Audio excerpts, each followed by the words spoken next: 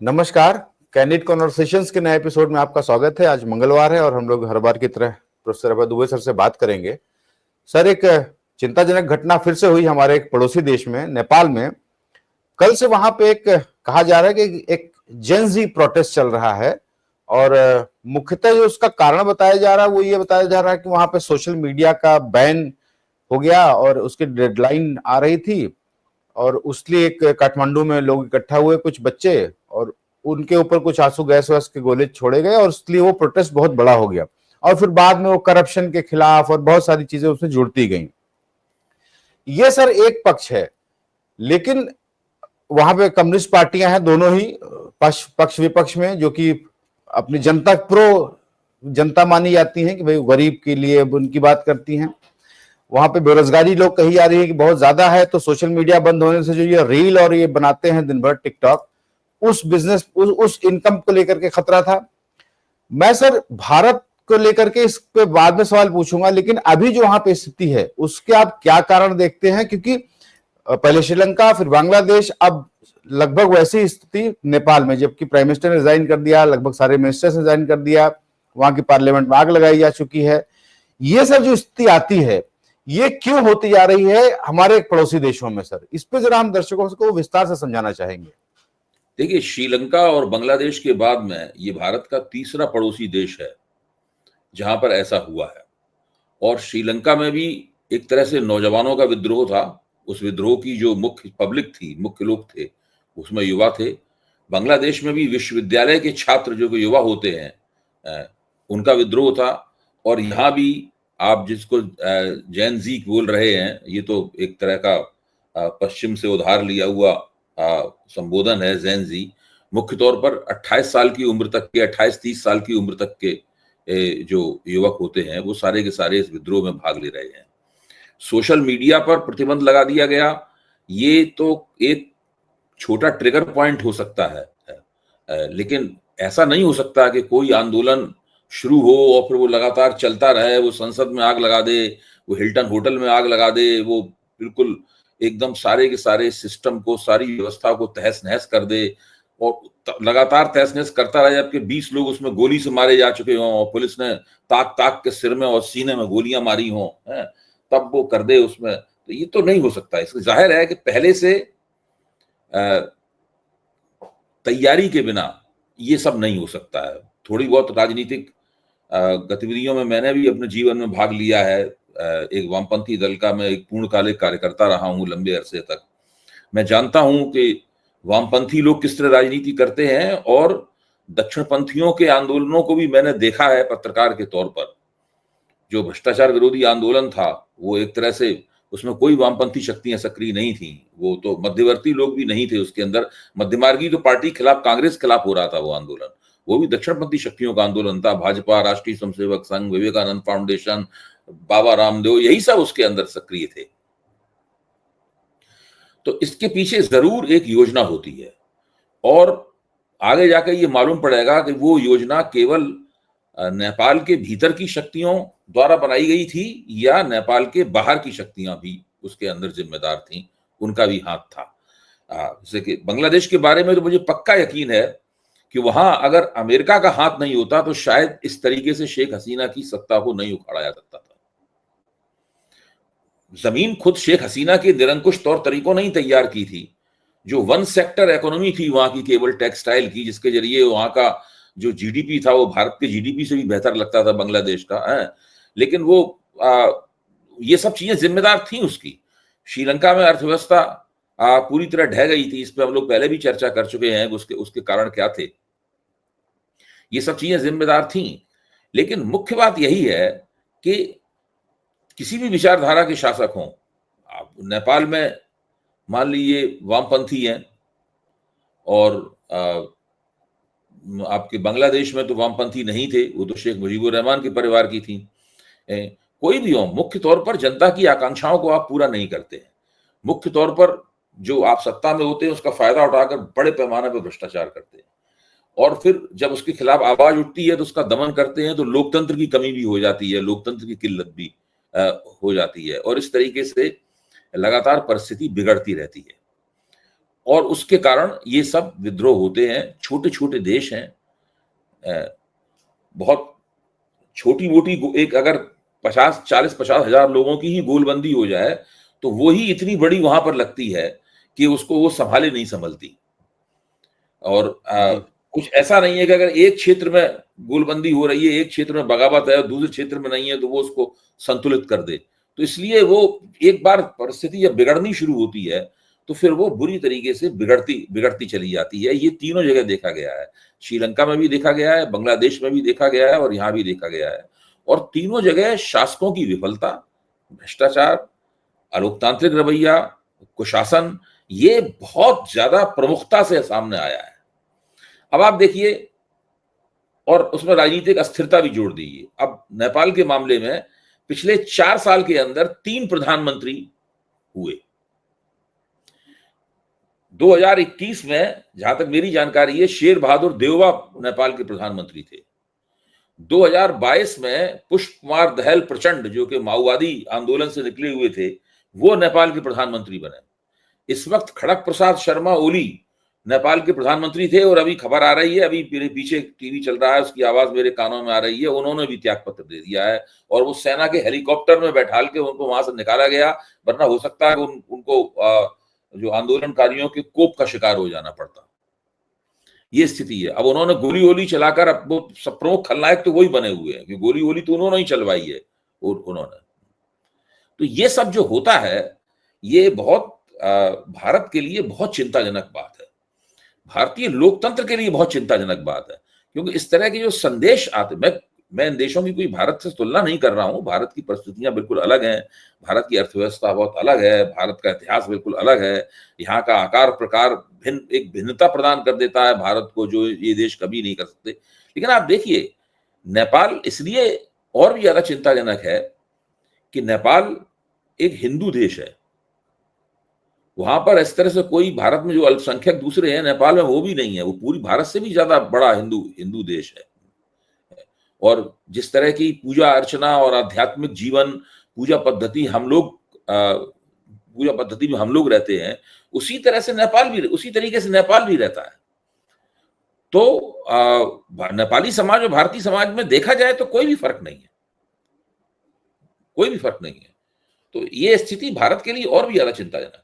जी नहीं सर, मेरा एक सवाल था, चूंकि आपने कहा कि बाहरी शक्तियों का हाथ के बारे में, चलिए हम लोग मान लेते हैं कि बाहरी शक्तियों में चीन का हाथ हो सकता है, क्योंकि अदरवाइज अमेरिका का कोई इंटरेस्ट क्या होगा, और हमारा तो नहीं, चीन के साथ तो ओली के बहुत अच्छे संबंध थे ज्ञानेश जी, अच्छे संबंध हैं। लेकिन सर जो कहा यह जा रहा है कि जो जानकारी मिली है, देखिए, भारत नेपाल में कोई भी व्यक्ति जब नया प्रधानमंत्री बनता था तो सबसे पहले भारत की यात्रा करता था। ओली ने वो परंपरा तोड़ दी थी। ओली प्रधानमंत्री बनने के बाद चीन की यात्रा करने के लिए गई थी, भारत की यात्रा, और ओली को भारत विरोधी रवैये के कारण जाना जाता था। चीन के साथ तो उनके बहुत अच्छे संबंध थे।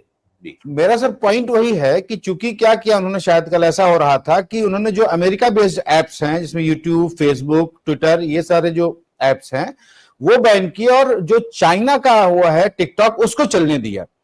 और शायद लोगों को ये लगा कि हम लोग पूरी तरीके से चीन के गोद में जाकर बैठने जा रहे हैं, कि ये चीन के ही थ्रू सारा बेनिफिट चीन को देना चाह रहे हैं, हमारे ये इस वाले को काट रहे हैं। लेकिन सर एक बड़ा सवाल ये है कि ऐसे कहते हैं कि जब बहुत से तुमने सपना देखा था, तिब्बत ले लिया, उनका कहना था कि हम जो अरुणाचल भी लेंगे, हम लद्दाख भी लेंगे, हम नेपाल भी लेंगे। क्या आपको लगता है कि अब उस रास्ते पे नेपाल जा रहा है, जब चीन धीरे धीरे उसको कब्जा ना भी करे अगर प्रैक्टिकली, तो वर्चुअली वो एक तरीके से चीन का ही पिट्ठू बन जाएगा और भारत से उसके रिश्ते खत्म हो जाएंगे? ज्यादा बड़ी चिंता की बात यह है भारत के लिए। तो ज्ञानेश जी, वो पहले ही से बना हुआ है। नेपाल जो है वो चीन का पिट्ठू बना हुआ है। दक्षिण एशिया के अंदर जो चीन का प्रभाव क्षेत्र है, उसमें नेपाल पहले से ही शामिल है, और नेपाल काफी भारत विरोधी देश बन चुका है। और इस बात की उन लोगों ने कोई परवाह नहीं की कि भारत में भी बहुसंख्या हिंदू है और नेपाल तो पूरा का पूरा ही हिंदू है, इस बात की उन्होंने कोई परवाह नहीं की। यानी अगर आप दोनों देशों का धर्म एक है, एक तरह से देखा जाए, तो वो कोई जरूरी नहीं है कि दोनों आपस में मित्र हों। तो ऐसे और भी बहुत सारे उदाहरण हैं। इस्लाम पाकिस्तान को एक नहीं रख पाया था, और पूरे यूरोप में जो देश हैं वो सारे के सारे ईसाई देश हैं, लेकिन सब वो अलग अलग देश हैं, और ऐसा नहीं है कि कोई देश दूसरे देश में मिल जाना चाहता हो। तो नेपाल पहले से ही चीनी पिट्ठू है, और जो नई परिस्थितियां हैं, जो भी नया शासक बनेगा, कौन बनेगा भी कोई कुछ नहीं कह सकता, तो चीन के प्रभाव में वो रहेगा ही रहेगा, क्योंकि उसको चीन की ज्यादा मदद लेनी पड़ेगी और भी ज्यादा चीन के प्रभाव में रहेगा। जी। इसमें इसमें सर मैं इसमें इसमें एक्चुअली जो मुझे बात बहुत चिंताजनक लगती है, उसको मैं रेखांकित करना चाहता हूं, वो ये है कि भारत को कुछ नहीं पता रहता है कि उसके पड़ोसी देश में कब कहां क्या होगा। ये लोग किसी भी किस्म का कोई पूर्वानुमान लगाने में असमर्थ रहते हैं। अफगानिस्तान में क्या हुआ? अफगानिस्तान में सत्ता परिवर्तन हुआ था, भारत के जो जासूसी संस्थाएं थी, भारत का जो विदेश मंत्रालय था, वो नहीं कोई अंदाज लगा पाया। माले में जब भारत हुआ था तो भारत कुछ भी अंदाज नहीं लगा पाया। श्रीलंका में जब वहां पे बगावत हुई, भारत को पहले से कोई अंदाज नहीं था। बांग्लादेश में तो स्थिति ये थी कि ढाका में बहुत बड़े पैमाने पर रिसर्च एनालिसिस विंग और इंटेलिजेंस ब्यूरो के अफसर वहां पर रहते थे, और यहां तक कि वो शेख हसीना के प्रशासन से काफी गहराई के साथ जुड़े हुए थे, उस प्रशासन की मदद भी करते थे।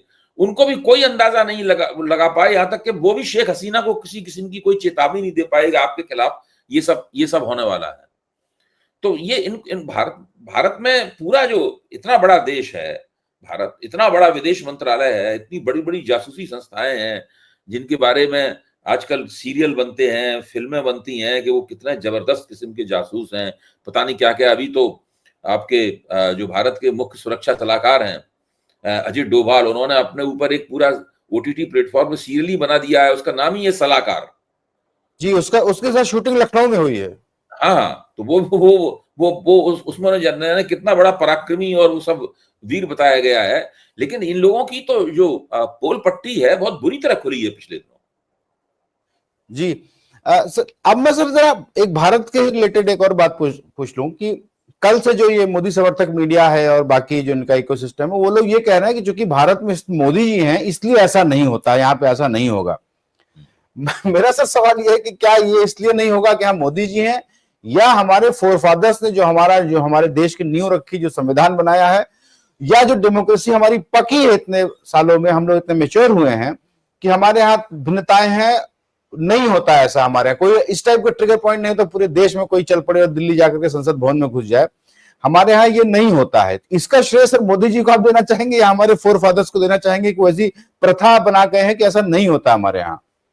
देखिए, मैं तो ये मानता हूं कि मोदी जी ने पिछले 11 साल में जिस तरह इस देश की हुकूमत चलाई है, उससे इस तरह का भारत में भी होने के अंदेशे पैदा हो गए हैं। ये एक अपने आप में एक टिप्पणी है इस पूरे रवैये के ऊपर कि जब भारत के पड़ोसी छोटे छोटे देशों में ये हो रहा है, तो भारत में सत्ता समर्थकों को ये बात कहनी पड़ रही है कि भारत में नहीं होगा ये। आखिरकार उन्हें ये बात क्यों कहनी पड़ रही है? उन्हें ये बात इसीलिए कहनी पड़ रही है कि कहीं लोग ये अंदाजा ये विश्लेषण न शुरू कर दें कि भारत में भी इस तरह की परिस्थितियां तो नहीं बन रही हैं। देखिए, बेरोजगारी, महंगाई, कुशासन और लोकतंत्र की कमी, ये चारों समस्याएं इन तीनों देशों में जो हुआ है उसकी जड़ में है, और ये चारों समस्याएं भारत के अंदर भी मौजूद हैं। बस फर्क ये है कि भारत की जो विशालता है, उसकी जो विविधता है, उसकी जो अर्थव्यवस्था का एक बहुमुखी स्वरूप है, और जो सरकार के खिलाफ नाराजगी होती है, उस नाराजगी को थोड़ा सा नाराजगी के लिए सेफ्टी वाल्व का काम करने वाली बहुत सारी योजनाएं हैं जिसकी वजह से ये बचे हुए हैं।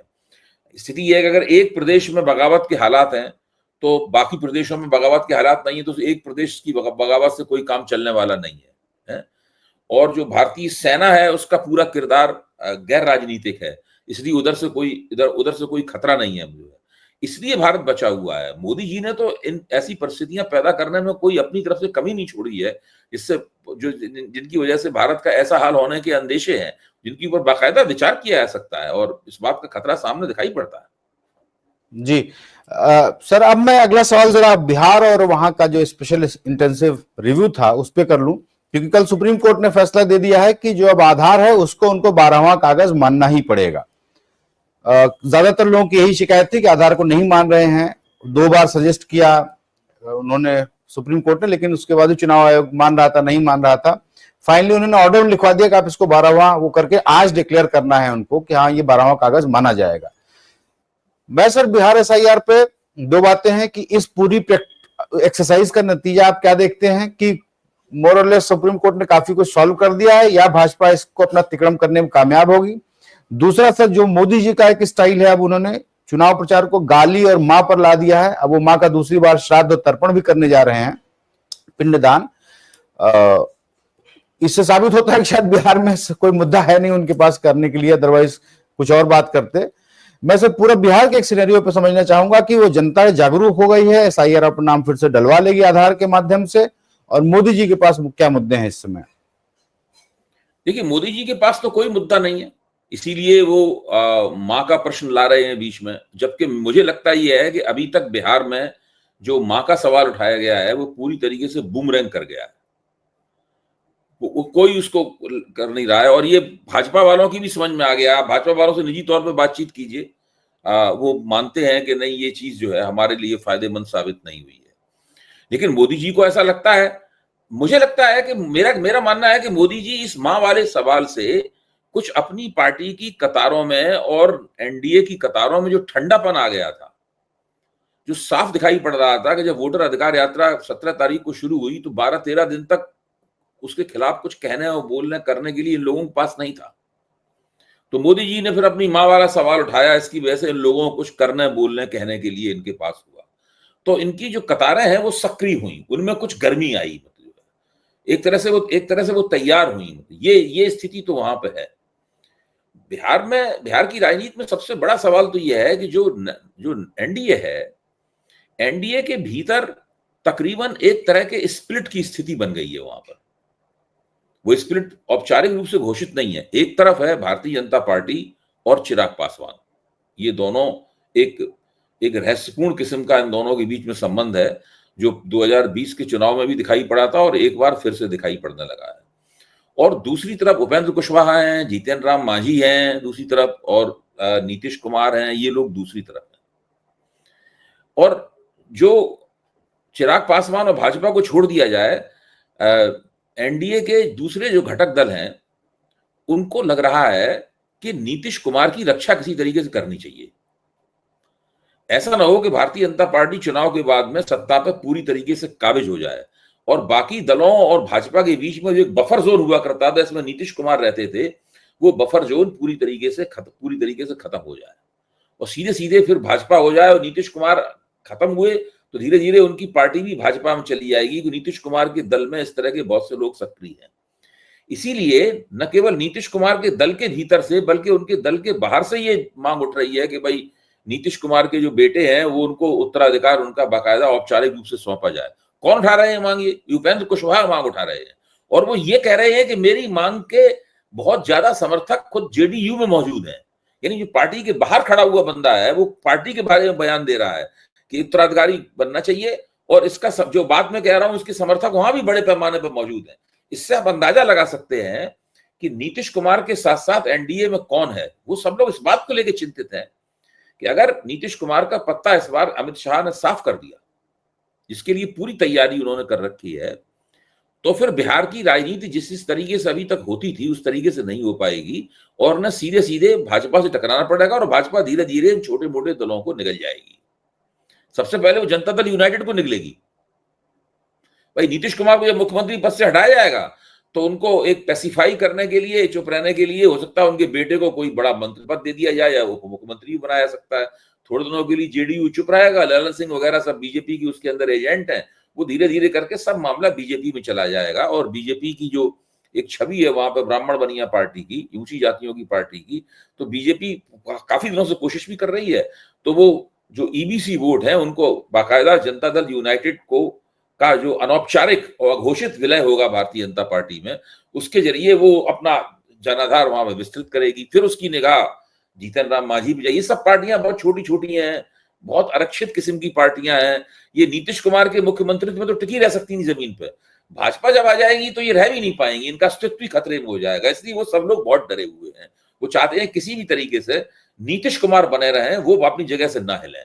ये एक बहुत बड़ी क्राइसिस है, बहुत बड़ा संकट, राजनीतिक संकट है, जो कि जनता दल जो कि एनडीए के अंदर दिखाई पड़ रहा है। अब इसमें मोदी जी ये सब ड्रामेबाजी कर रहे हैं, इसका कोई असर नहीं पड़ने वाला है। जी नहीं सर, मैं इसको थोड़ा एक और सवाल पूछूंगा कि ऐसा शुरू में लग रहा था कि नीतीश कुमार जी का स्वास्थ्य नहीं ठीक है, वो कुछ अजीबोगरीब हरकतें करने लगे हैं, तो शायद ये लग रहा था कि अब इनकी पारी खत्म है और बीजेपी अब जो भी सीटें देगी जेडीयू को, कुछ 43 या 45 सीट ऑलरेडी विधायक हैं उनके, तो उस पर करके उनको 70 80 90 सीट पर निपटा देगी बीजेपी। अब ये जिस तरीके का रेजिलियंस दिखा रही है जेडीयू के, हमें भाजपा से एक सीट ज्यादा चाहिए सीट बंटवारे में, हमें एक सीट ज्यादा चाहिए उनसे। 15% का वोट है सर जेडीयू के पास, वो भाजपा से कह रही है कि हमें एक सीट ज्यादा चाहिए। पशुपति पारस ने कल या परसों बोला है कि ये मुझे लग रहा है कि चुनाव आते आते ये गठबंधन टूट जाएगा। लेकिन सर क्या ये सच बात नहीं है कि मोदी जी भी डिपेंडेंट है नीतीश कुमार की सीटों पर केंद्र में, और नीतीश कुमार भी 15% वोट लेकर के कुछ नहीं कर पाएंगे, पूरी जेडीयू मिलकर कुछ नहीं कर पाएगी। इसकी सर संभावना क्या नहीं है कि कैसे भी करके जहर का घूंट पी के दोनों लोग साथ रहे चुनाव में? राजनीतिक परिस्थिति का आप कैसे आकलन करते हैं, ये सब इस पर निर्भर करता है कि आपकी निगाह क्या है। आपको जितने वोट मिले हैं वो आपके वोट हैं, या जितने वोट आपको अतीत में मिलते रहे हैं, जो कुल मिलाकर आपका दावा रहा है, जो आपका कैचमेंट एरिया रहा है, वो आपके वोट हैं। अब आपको मान लीजिए 15% वोट मिला है, तो आपका जो आपकी सीटें काटना चाहता है आपको तो 15% मिला है, लेकिन वो तो पिछले चुनाव में 15% मिला था। क्यों मिला था ये भाजपा भी जानती है। वो इसलिए मिला था क्योंकि नीतीश कुमार की कटाई छटाई चिराग पासवान के जरिए करवाई गई थी। तो भाजपा खुद भी जानती है नीतीश कुमार 15% वोटों वाले नेता नहीं है। दरअसल नीतीश कुमार 15% से ज्यादा वोटों वाले नेता है। अगर केवल 15% वाले नेता होते तो फिर लोकसभा चुनाव में भाजपा उन्हें बराबर की सीटें क्यों देती। और अभी भी जो अघोषित खबरें आ रही हैं, जो औपचारिक घोषणा नहीं हुई है, तो उसमें नीतीश कुमार और भाजपा को बराबर की सीटें मिलने का ही फार्मूला है। वहां पर एक सीट ज्यादा मिले न मिले, लेकिन बराबर की सीटें तो मिलनी लगभग तय हैं दोनों के बीच में, और उसके अंदर कोई अब किसी को संदेह नहीं दिखाई पड़ रहा है। तो बीजेपी को आज की तारीख में लगता है कि चुनाव तो वो नहीं लड़ सकते नीतीश कुमार को साथ लिए बिना। चुनाव तो उन्हें लड़ना ही पड़ेगा। उनका हथकंडा यह है कि चुनाव के बाद क्या करेंगे, ये उनका हथकंडा है। यानी महाराष्ट्र का पैटर्न टिकट के बंटवारे में लागू करने का जो उनका इरादा था, वो इरादा तो उनका पराजित हो गया भाजपा का। लेकिन चुनाव के बाद में महाराष्ट्र के पैटर्न को क्या वो लागू कर पाएंगे बिहार में, वो इरादा अभी भी उनका कायम है। तो उसके ऊपर वो काम कर सकते हैं, और उसके खिलाफ ये पेशबंदी हो रही है, जो उपेंद्र कुशवाहा के जरिए जो पेशबंदी हो रही है, और इस पेशबंदी में खामोशी से नीतीश कुमार भी उनका साथ दे रहे हैं। जी सर, मैं एक आखिरी सवाल कर लूं। उपराष्ट्रपति का चुनाव हो रहा है सर आज, तो एज एक्सपेक्टेड शायद उसमें जब हम लोग ये बात कर रहे हैं तो वोटिंग अभी चली रही है, लेकिन एनडीए के कैंडिडेट भी सुदर्शन जी जीत जाएंगे, उसमें कोई ऐसी कोई नया मोड़ नहीं आने वाला है। लेकिन सर उससे ज्यादा चौंकाने वाली बात सर आज क्या हुई कि वहां पर राहुल गांधी जी प्रकट हो गए वोट देने के लिए। कल बहुत सारी चर्चा चल रही थी सोशल मीडिया पे कि वो मलेशिया चले गए और लंकावी आइलैंड पे जो है देखिए छुट्टियां मना रहे हैं, और बहुत सारे लोग कहने लगे कि नहीं नहीं भाजपा के नेता कि इनको तो पंजाब में होना चाहिए, वो देखिए छुट्टी मनाने चले गए, और लीडर ऑफ अपोजिशन है। ये पूरे राइट विंग के एक इकोसिस्टम के पेट में दर्द शुरू हो गया कि वो छुट्टी मनाने कहे चले गए। देखिए मोदी तो गरीब घर से आते हैं, इसलिए छुट्टी लेना उनके तो फितरत में नहीं है, नहीं तो कमाएंगे क्या, तो खाएंगे क्या। मोदी राहुल गांधी इतने बड़े परिवार से आते हैं। ये सर करके क्या राहुल गांधी का छुट्टी लेना फायदेमंद है? कि जनता को लगता है एक सामान्य आदमी ऐसा ही होना चाहिए, 3-4 महीने बाद एक 3-4 दिन का ब्रेक लिया जा सकता है, या सबको चाहिए कि नहीं मोदी ऐसा चलो कि 18 घंटे काम करो, नतीजा चाहे कुछ भी ना हो निकलता हो। राहुल गांधी सर विदेशी दौरे पे भाजपा को इतनी परेशानी क्यों होती है? देखिए राहुल गांधी वो पुराने वाले राहुल गांधी नहीं है। मुझे लगता है कि अब वो नरेंद्र मोदी की तरह ही 24 घंटे के पॉलिटिशियन है, और जितने जनता के साथ जितने निकट संपर्क में राहुल गांधी रहते हैं भारत जोड़ो यात्रा के बाद से, उतने निकट संपर्क में तो नरेंद्र मोदी जीवन में कभी नहीं रहे। शायद तब रहे होंगे जब उन्होंने कोई चुनाव नहीं लड़ा था और सत्ता का उन्होंने स्वाद भी नहीं चखा था, तो उस वक्त वो भाजपा के महासचिव के तौर पर उन्होंने जो काम किया होगा उसमें रहे होंगे वो कार्यकर्ताओं और जनता के निकट संपर्क में, मैं ये मान सकता हूँ। और उस वक्त जो उनकी जीवन शैली थी, जिस तरह से रहते रहते थे, उससे लगता भी है कि शायद तब रहे होंगे। लेकिन एक बार जब वो सत्ताधारी हो गए उसके बाद तो उन्होंने लगातार जनता से दूरी बना के रखी है, और उन्होंने एक खास तरह की टेक्नोलॉजी डेवलप की है नरेंद्र मोदी ने, कि जनता से दूरी बनाकर रखो, लेकिन तरह तरह के दूसरे जरियों से जनता में अपने संदेश पहुंचाते रहो, और और सत्ता को किस तरीके से, सत्ता का जो सातत्य है, मतलब सत्ता की निरंतरता है, वो किस तरह कायम रखी जाए, इसके ऊपर बड़ी भारी महारत नरेंद्र मोदी की है। राहुल गांधी, विपक्ष की राजनीति कैसे होती है, कैसे होनी चाहिए विपक्ष की राजनीति, इसका नमूना बहुत मुद्दतों बाद अगर मैंने किसी को पेश करते हुए देखा है तो वो राहुल गांधी है। मुझे याद है उन दिनों में नया नया ही मैंने राजनीति को देखना समझना शुरू किया था। समाजवादी लोग किस तरह विपक्ष की राजनीति करते थे, खुद जनसंघ के लोग, अटल बिहारी वाजपेयी कैसे विपक्ष की राजनीति करते थे। राहुल गांधी का तरीका अलग है बिल्कुल उससे। आजादी के बाद इस वक्त देश में जो विपक्ष है सबसे ज्यादा शक्तिशाली है, और ये भी हम लोगों को राहुल गांधी को श्रेय देना पड़ेगा कि उन्हीं के नेतृत्व में भारत में लोकतांत्रिक विपक्ष इतना शक्तिशाली हुआ है। जिन लीजेंडरी, मतलब जो किंवदंती पुरुष थे विपक्षी नेता, हम लोग उनकी बातें बहुत करते हैं, डॉक्टर लोहिया की और कई लोगों की बातें करते हैं हम लोग, जॉर्ज फर्नांडिस की, फलाना फलाना बहुत सी बातें करते हैं, कम्युनिस्ट नेताओं का जिक्र करते हैं हम लोग। मुझे लगता है कि अगर विपक्षी नेताओं की एक वो बनाई जाएगी, सूची बनाई जाए, तो इन पुराने दिग्गजों से भी ऊपर राहुल गांधी का नाम रखना पड़ेगा। हो सकता है कि राहुल गांधी ने डॉक्टर लोहिया ऐसी विद्वत्ता उनके अंदर ना हो, तो नहीं होगी। डॉक्टर लोहिया तो बहुत विद्वान व्यक्ति भी थे, बहुत ज्यादा पढ़े लिखे थे, लेकिन राजनीति और सामाजिक न्याय की राजनीति के ऊपर जो पकड़ राहुल गांधी ने दिखाई है वो आश्चर्यजनक है। कभी भी उम्मीद नहीं थी, मुझे तो कम से कम नहीं थी उम्मीद कि राहुल गांधी इस तरह की बातें करेंगे, इस तरीके से आंदोलन करेंगे, इस तरीके से जनता को संबोधित करेंगे, इस तरह से वो बड़ी भीड़ों का नेतृत्व करेंगे, आंदोलनकारी भीड़ों का नेतृत्व करेंगे, जुलूसों का नेतृत्व करेंगे, रैलियों को संबोधित करेंगे, इस तरीके से वो केंद्र सरकार के ऊपर हमला बोलेंगे और लगातार अपनी बात को बुलंद करेंगे। इस तरह से उनकी लोकप्रियता का ग्राफ बढ़ता चला जाएगा। ये सब मेरे लिए बड़ा अद्भुत है, मतलब बड़ा आश्चर्यजनक है और बड़ा दिलचस्प है कि ये सब मेरी आंखों के सामने घटित हो रहा है। वरना मैं तो ये मान के बैठा था कि शायद ही भारत को एक अच्छा विपक्षी नेता शायद ही कभी मिले, लेकिन मिल गया है, और वो नरेंद्र मोदी के मुकाबले अपने आप को लगातार स्थापित करता चला जा रहा है। ये चीज नरेंद्र मोदी वगैरह के लिए बहुत चिंताजनक है। जी, मैं सर बस एक आखिरी सवाल कर लूं, चूंकि अभी 2 मिनट का समय बचा है मेरे पास। आपको याद हो सर, तो राहुल गांधी की जाति को लेके, उनके गोत्र को लेके बहुत सारी बातें होती हैं। वो प्रैक्टिसिंग हिंदू हैं और जनेऊ शायद धारण करते होंगे, लेकिन वो जहां तक लगता है वो हिंदू धर्म को पालन करते हैं। लेकिन भाजपा ने एक ऐसा वो बनाया उनके बारे में कि नहीं नहीं, उनके दादा पारसी थे, माँ क्रिश्चियन है, तो वो उनका कोई वो है नहीं, उनका कोई धर्म नहीं है, कोई जात नहीं है।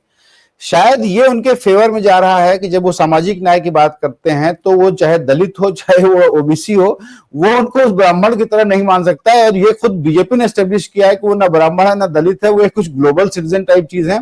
और इसीलिए शायद वो इतने कन्विक्शन के साथ बात भी कर पाते हैं सामाजिक न्याय की, कि हम दलितों और आदिवासियों और ओबीसी के साथ खड़े हुए हैं। इस पे जरा इस नैरेटिव का क्या फायदा हुआ भाजपा को, राहुल गांधी को?